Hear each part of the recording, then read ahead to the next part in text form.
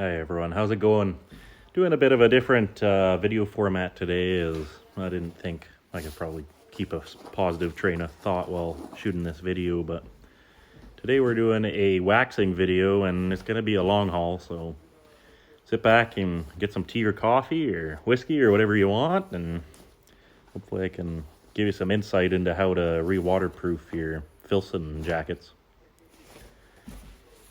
So today I'm re-waxing my friend's tin cloth jacket. I borrowed this for a few days to kind of test it out and see what I thought of it, because I got it for him as a gift but never actually wore it. And it has the new wool liner in it, so trying to make it a more of a 4-season jacket than the regular 3-season. So this is the new liner they brought out this year. This is the green check pattern liner. It's pretty nice, but a few oversights is they didn't put any pockets in it. And the button is on such a side that when you button it in, it has to be the right way out. It would have been nice if they put the button on the inside, because then you could have put it in inside out and had inside pockets to use, but that's okay. I can't think of everything right off the bat, but anyway, so this jacket's not too bad. There's still quite a few areas that have lots of wax. You can see the darker areas, they still have a fair bit of wax. But I'm going to give it a go over the whole thing. So you can see on the inside it has that lighter color, and then on the outside you get a bunch of different shades. You get the darker browns, and then lighter kind of yellow beige colors. You can see in the crook of the arm there where the kind of pleats and stuff come into place. The checkerboarding or kind of diamond shapes. That's how tin cloth breaks itself in, rubbing against itself. So as it rubs, it kind of works the wax into the fabric better, and kind of not really felting itself, but just really works it in deep into the fabric, and that's how you maintain a nice level of water repellency. So first thing you need when you're waxing a garment, you need the garment itself, and then you need some wax. I had a few tins laying around that weren't quite full, I'd say, but I just wanted to use them up. And then, so I had a few small ones from older times, and one seems to be a different composition of wax, but these are newer ones, so they're kind of a creamier texture, whereas the other one was there's a more solid kind of gel texture. I'm not sure if they changed their formula at some point, but so the first thing you want to do here is just take a little bit on your finger, just the size of the tip of your finger, not too much. And I like to do this, I like to start on the seams, especially these front panels where the pockets are sewn on. Because this is a 2-layer jacket on the front, because they make the jacket itself and then sew these panels on afterwards to make the pockets and the pen pockets and flaps and whatnot. But you can see on the underside of the pocket, there's hardly any wear there. And then if you were to flip it down, it'd be the same finish as everything else. But I go over all the seams first, because I feel like those are holding points for water, and they're kind of an infiltration point due to them holding water. So the top of the pen pockets on the upper right here that would be a holding point for water, because when it's really coming down, the water will run into those pockets and just sit in the bottom. And same as the hand warmers, they'll run down in the hand warmers. But I just like to put a good amount on the seams, rub it in, and then come back later with the torch. Or not the torch. Don't use fire when setting this wax. It might wreck your jacket. If you got a fireplace or something, you can hang it in front, but never hang it anywhere where you can't hold your hand beforehand, because it might boil the wax out. You'll see with the heat gun later on here that there are a few times where you start to see the wax bubble, and you really don't want that, because I think it changes the chemical makeup so it's slightly less water repellent. But anyway, I got the seams done on this left side, and now just going over them again to make sure I got them and filling in the in-betweens. You really want to rub it in spots where you think it needs work, because that forces the wax to melt in properly.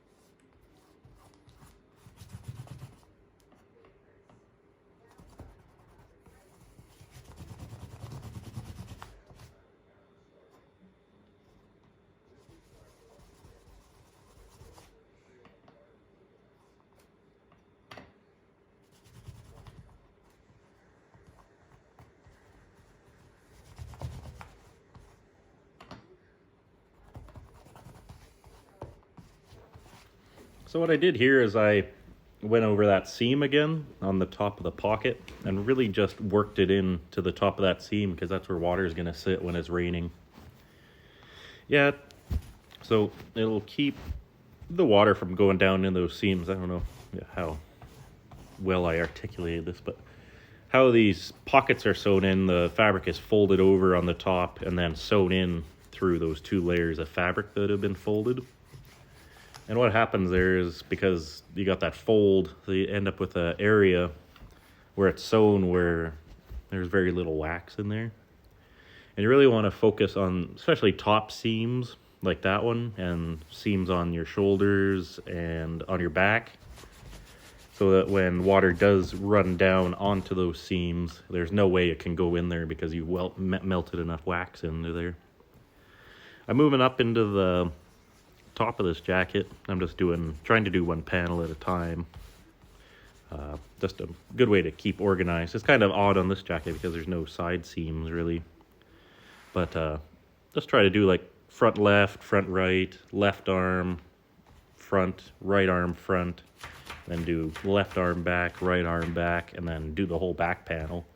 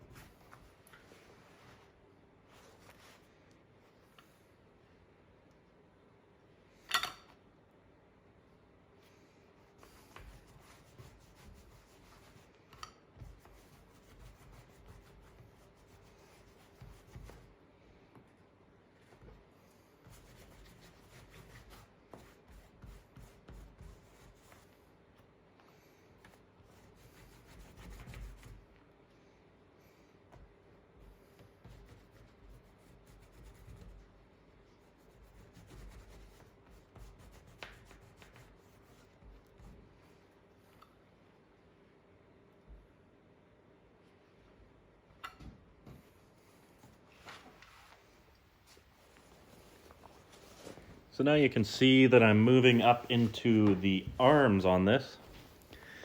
And I noticed it is really dry under the arms on this jacket. I'm not sure why, if it just never got properly waxed. But usually this area on jackets really slicks up. If you look at a lot of the jackets where the arms are always rubbing together, it's always a very slick area, especially if you keep it well waxed. And for some reason it looks like they didn't do a very good job of waxing this jacket from the factory. Where's your little heat gun? Which, is not overly surprising to me because when we got this jacket, when we got the liner a few weeks ago or a few months ago, the sleeves on the liner have buttons to keep the sleeves from pulling out when you pull your arms out. But on this jacket, they never sewed buttons on to the arms, which is odd because they put the zippers in for the liners and they put the button in the back. So I don't know if they were assuming that you're just going to use the vest liners in this jacket, or if you're going to use, or didn't think anyone would use a full sleeve liner, but kind of an odd thing to look at. Anyway, I got the wax put into the arm on this, and now I'm laying it down in such a way that the front face of the arm is facing me, so I can go over the whole front face and later on do the whole back face. I find it's good to do front back and then afterwards lay it sideways so that you can do the area in between the front and the back, because you always seem to miss that area when waxing stuff. At least I do. So you can see I'm doing this kind of dot method, and what I like to do is pretty much do 2-inch spacings between my bits of wax, and then I go down 2 inches and I do halfway in between those all the way down. And I find this method really helps apply it evenly. I don't always do that, but on big panels that I can lay out like this, it works really well.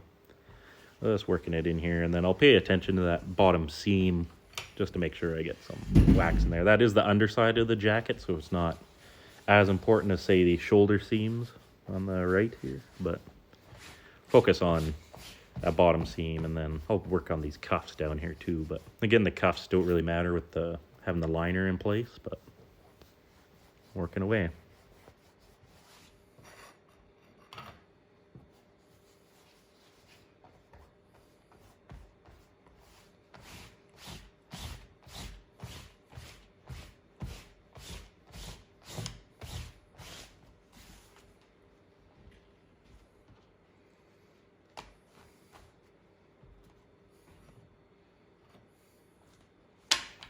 So you saw the difference between an unwaxed part and the waxed part. Pretty easy to tell the difference because one's pretty shiny compared to how dull the other one is. But anyway, that sums up this panel of the jacket. Now we're going to get into how to melt this in. So I'm just touching up a few spots that looked a little dry, but now we're going to get into the business, which is melting it in without burning it. So you can see here, I got a small, it's like a craft heat gun. Actually stole it from the wife. But I really like this because it's has a very small heat affected zone. So you can really melt into the seams where you got lots of wax without heating up the whole surrounding area where you may not have as much wax. So you see I'm starting on the pockets again, these seams that I started with to begin with. And that's just, it just keeps your work tidy, working in a certain manner.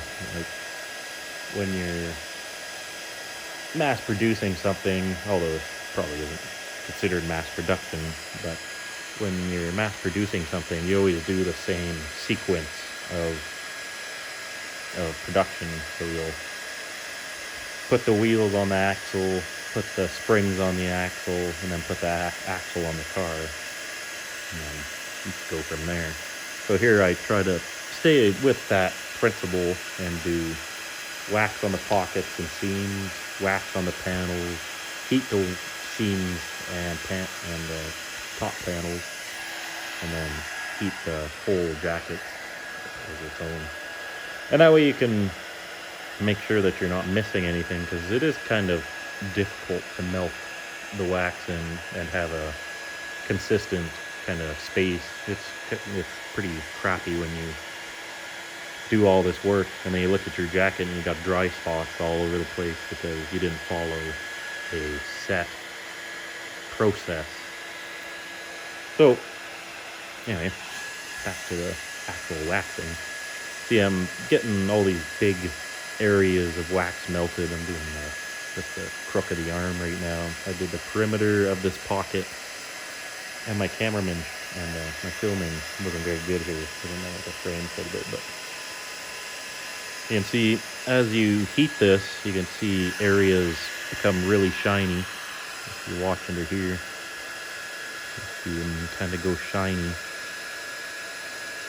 And then as you move away with the heat, it goes dull again. And that's that wax setting up in the fabric. So it's the top layer melting, soaking in, and then drying inside of the fabric. And that's what you want to see.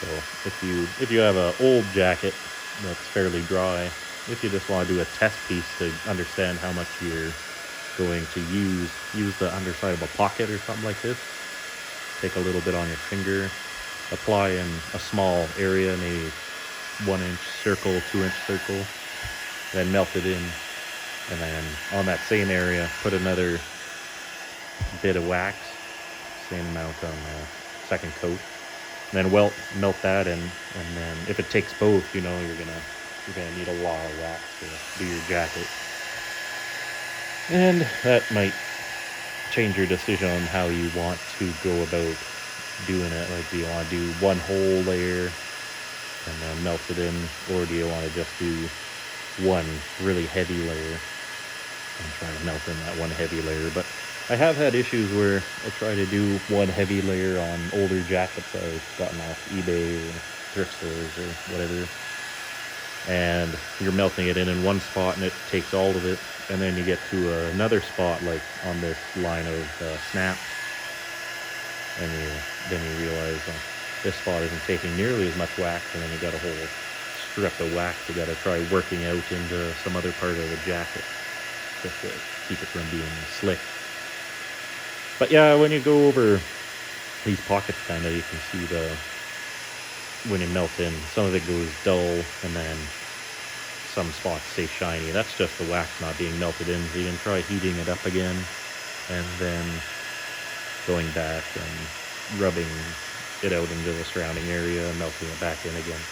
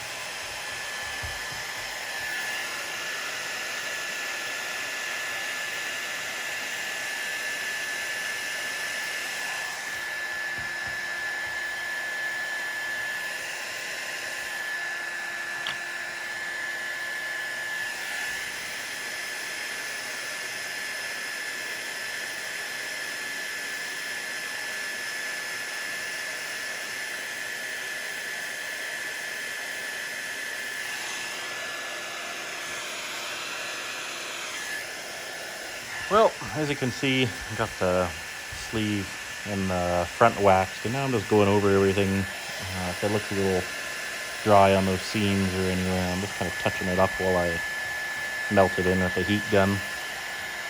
There's not too many spots on this, but just want to make sure you get everything that'll make you uncomfortable. Any of the skirting at the bottom of the jacket really isn't going to be as important because that area doesn't do quite as much as the stuff towards the top of the jacket. But of course, it will still get damp and touch your legs and get your legs wet. So still good to go over that. But now we're going to move on to the collar on this jacket. And I really try to wax my collars heavily so I can actually use them as a collar. They'll stand up on their own. That's kind of the method I go through to get them heavily waxed. Really, I put about double as much wax on the collars as I usually put on the rest of the jacket just to keep that stiffness there. See, focusing just on the material for now, and then I'll go over the seams in a bit.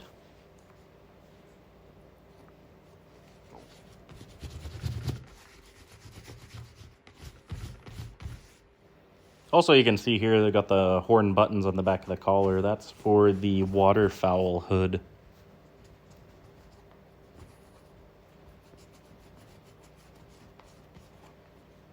Touching up those seams on the shoulders of this jacket just to get a preliminary layer, and now going into starting to melt this side of the collar. I'll try to do just half the jacket so I can show the two halves after we get this melted in. See the wax melting in there.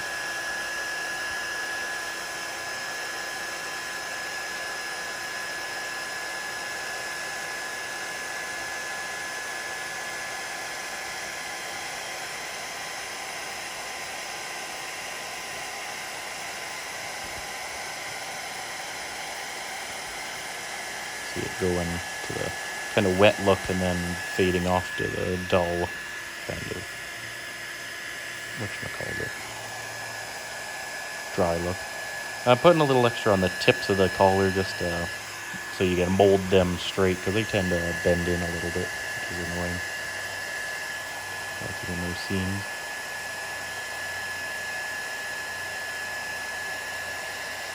And sometimes you can use the heat gun to kind of blow excess wax into a spot that it may not have quite as much. Like on those tips, I can use the heat gun to blow it back onto the collar, so it's kind of got a fade effect towards the tip of the collar.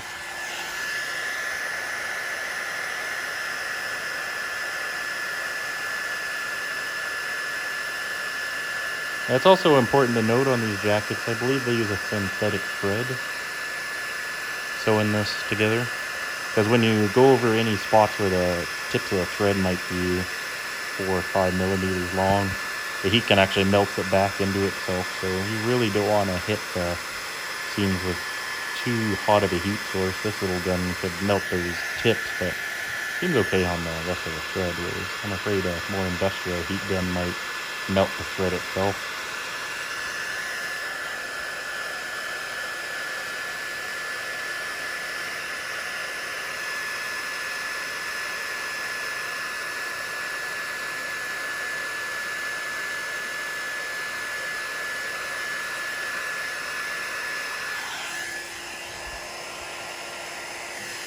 Really want to aim into those seams from the direction that they're opening, and what I mean by that is pockets, the seams are open upwards because the pockets are sewn on flat facing up, so when you fold them over, that seam's going to be facing upwards.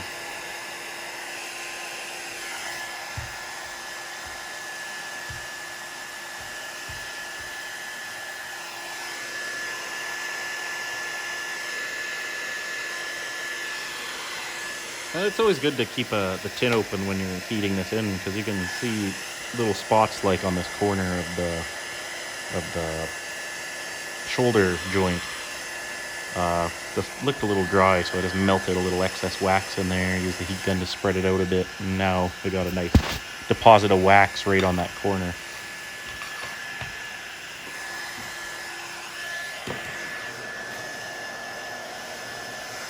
Spreading everything out.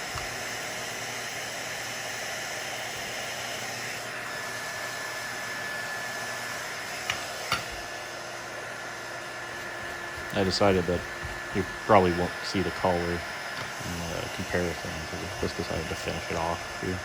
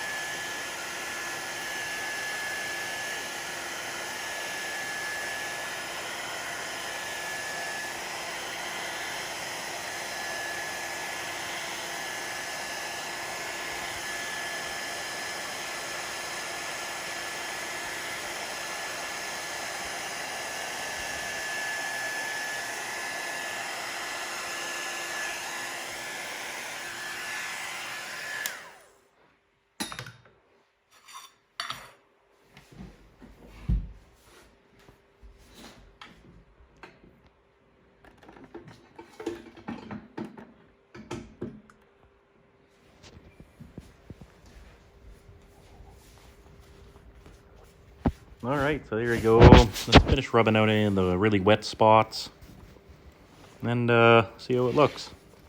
Obviously, we did the left. Right side, it does have kind of that dull look to it. Left side, new and shiny, just like a new car. There you go.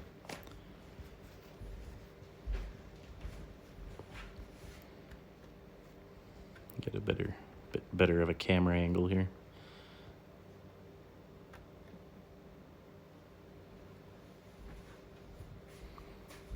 Now, the tins are about $14 for the big tins up here in Canada for Filson wax. So this will probably cost $14 to $20 to do this entire jacket. But seeing I was just using leftovers, it didn't feel so bad. Now we're going to do a time lapse. Let's see how it looks. See, going over those pockets. And then the middle there, doing the large panels, front of the sleeve. And you really watch it go dry through this heating process.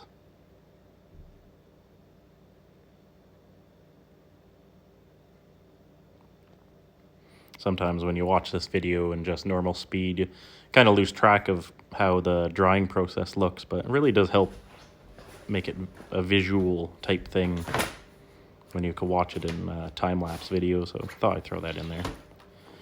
So this is the jacket now that it's done. It looks very uniform across everything.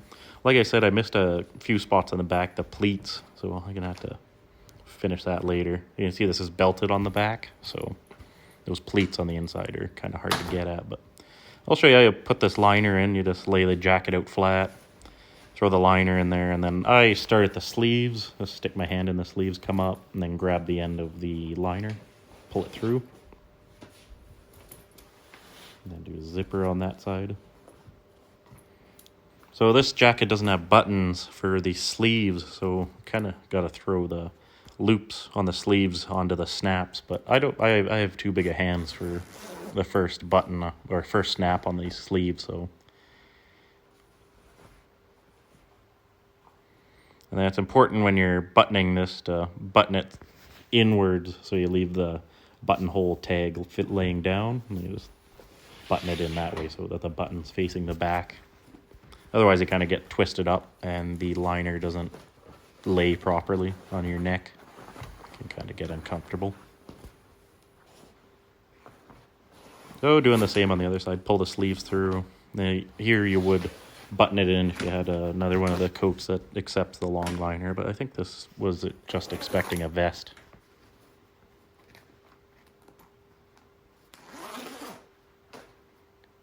So there you go.